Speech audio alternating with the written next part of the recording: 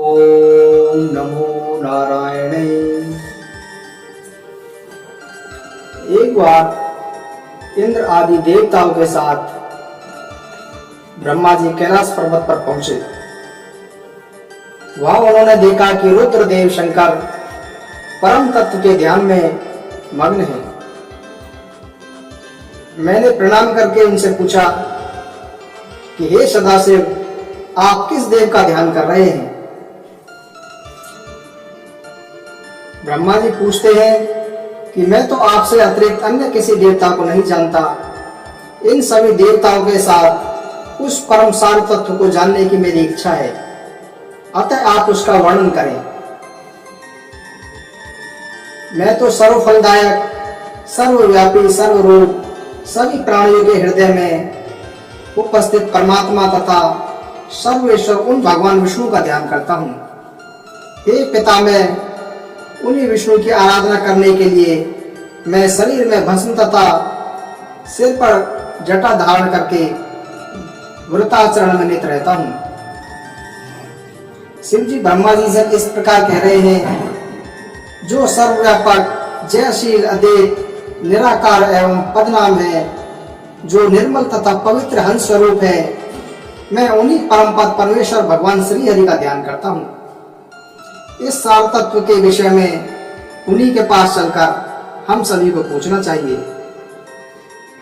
ब्रह्मा जी भगवान शिव से जब पूछते हैं तो भगवान शिव ब्रह्मा जी से कहते हैं कि हमें विष्णु जी के पास ही पहुंचकर ये पता करना चाहिए कि सार तत्व कौन है, जिनमें संपूर्ण जगत का वास है। प्रलय काल में जिनमें संपूर्ण जगत प्रविष्ट हो जाता है, सब प्रकार से अपने को उन्हीं की शरण में करके मैं उन्हीं का चिंतन करता हूँ। जिन सर्वभूतेश्वर में सत्वगुण, रजोगुण और तमोगुण एक सूत्र में मणियों के समान विद्यमान रहते हैं, जो 1000 नेत्र, 1000 चरण, 1000 जंगा तथा श्रेष्ठ मुख से युक्त है, जो सूक्ष्म से भी सूक्ष्म, स्थूल से भी स्थूल, गुरु से भी गुरुतम और पूज्य में पूज्यतम तथा श्रेष्ठों में भी श्रेष्ठतम है, जो सत्यों के परम सत्य और सत्य कर्मा कहे गए हैं, जो पुराणों में पुराण पुरुष और द्विजातियों में ब्राह्मण हैं, जो प्रलय काल में संकर्षण कहलाते हैं। मैं उन्हीं परम उपास्य की उपासना करता हूँ।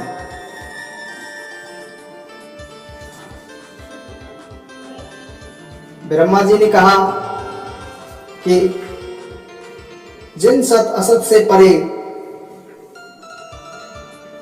जिनके उदर में, शिव जी कहते हैं कि जिनके उदर में स्वर्ग, मतर एवं पाताल ये तीनों लोग विद्यमान हैं, समस्त दिशाएं जिनकी भुजाएं हैं, पवन जिनका उच्छ्वास है, मेघमालाओं का समूह जिनका केश पुंज है, नदियां ही जिनकी सभी अंगोगनी की संधियां हैं, और चारों समुद्र जिनकी कुची है, जो कालातीत है, यज्ञ एवं सत अतत से परे हैं, जो जगत के आदि कारण और स्वयं अनादि हैं।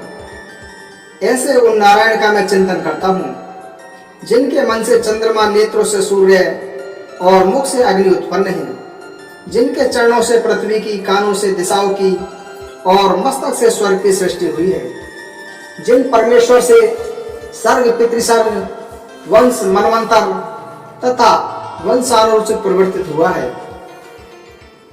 ब्रह्मा जी ने कहा कि हे व्यास जी, प्राचीन काल में रुद्र के द्वारा ऐसे कहे जाने पर रेत द्वीप में निवास करने वाले भगवान विष्णु को प्रणाम करके उनकी स्तुति कर उस परम तत्व के सार को सुनने की इच्छा से देवगणों के साथ मैं भी वहीं पर स्थित हो गया। तदंतर हमारे मध्य अवस्थित रुद्र ने उन परम सार तत्व स्वरूप विष्णु को प्रणाम करके यह जिज्ञासा करते हुए कहा कि हे देवेश्वर, हे हरे, आप हम सबको यह बताएं कि कौन देवादि देव हैं और कौन ईश्वर हैं, कौन देव तथा कौन पूज्य हैं, किन व्रतों से वे परम तत्व संतुष्ट होते हैं, किन धर्मों द्वारा, किन नियमों से तथा किस धार्मिक पूजा से और किस आचरण से वे प्रसन्न होते हैं, उन ईश्वर का वह स्वरूप कैसा है, किन देव के द्वारा इस जगत की सृष्टि हुई है और कौन इस जगत का पालन करते हैं, वे किन किन अवतारों को धारण करते हैं प्रलय काल में यह विश्व किन देव में लीन होता है?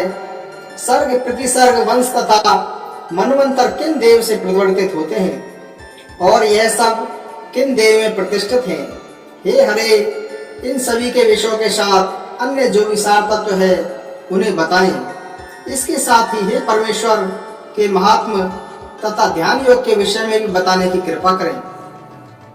तदंतर भगवान विष्णु ने रुद्र को उस परमेश्वर के महत्व एवं ध्यान और योग आदि नियमों तथा अष्टादश विद्याओं का ज्ञान दिया। श्री हरि ने कहा कि हे रुद्र, मैं बताता हूँ, ब्रह्मा और अन्य देवों के साथ आप उसका श्रवण करें। श्री हरि कहते हैं कि मैं ही सभी देवों का देव हूँ, मैं ही सभी लोकों का स्वामी हूँ, देवों का ही ध्येय पूज्य और स्थितियों से स्तुति करने योग्य हूँ। हे रुद्र, मैं ही मनुष्यों से पूजित होकर उन्हें परम गति प्रदान करता हूँ तथा व्रत नियम और सदाचारण से संतुष्ट होकर हे शिव, मैं ही इस संसार की स्थिति का मूल कारण हूँ, मैं ही जगत की रचना करने वाला हूँ।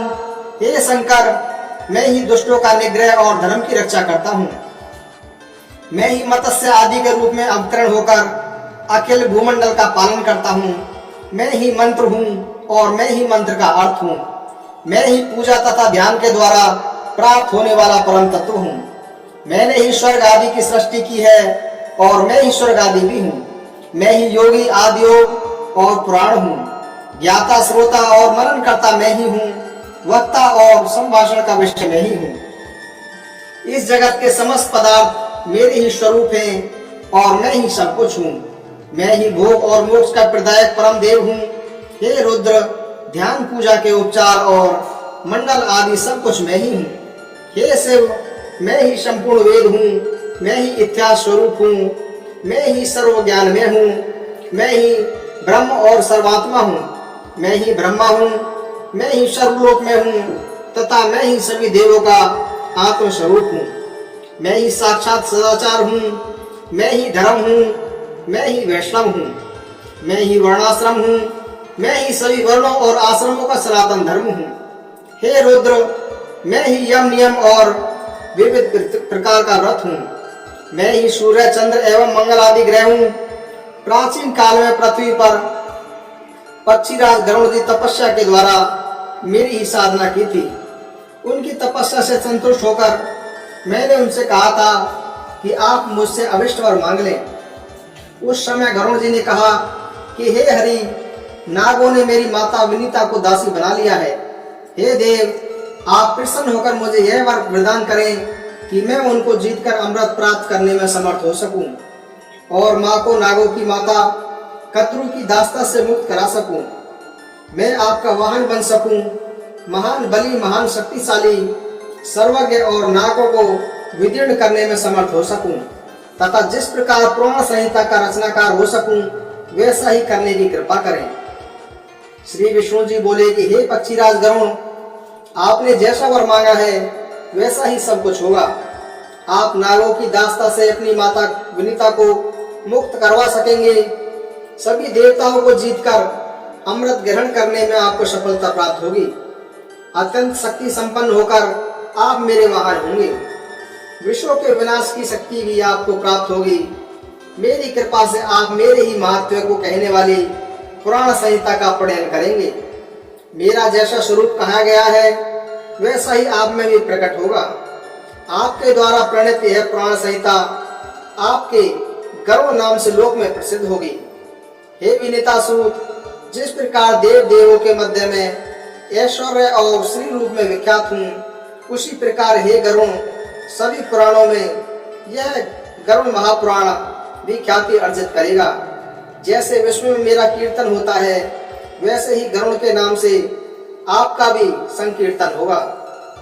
हे पक्षी श्रेष्ठ, अब आप मेरा ध्यान करके उस पुराण का प्रणयन करें। हे रुद्र, मेरे द्वारा यह वरदान दिए जाने के बाद इसी संबंध में कश्यप ऋषि के द्वारा पूछे जाने पर गरुड़ ने इसी पुराण को उन्हें सुनाया। कश्यप ने इस गरुड़ महापुराण श्रवण करके गारुड़ी विद्या के बल से एक जले हुए वृक्ष को भी जीवित कर दिया था। गरुड़ ने स्वयं भी इसी विद्या के द्वारा अनेक प्राणियों को जीवित किया था।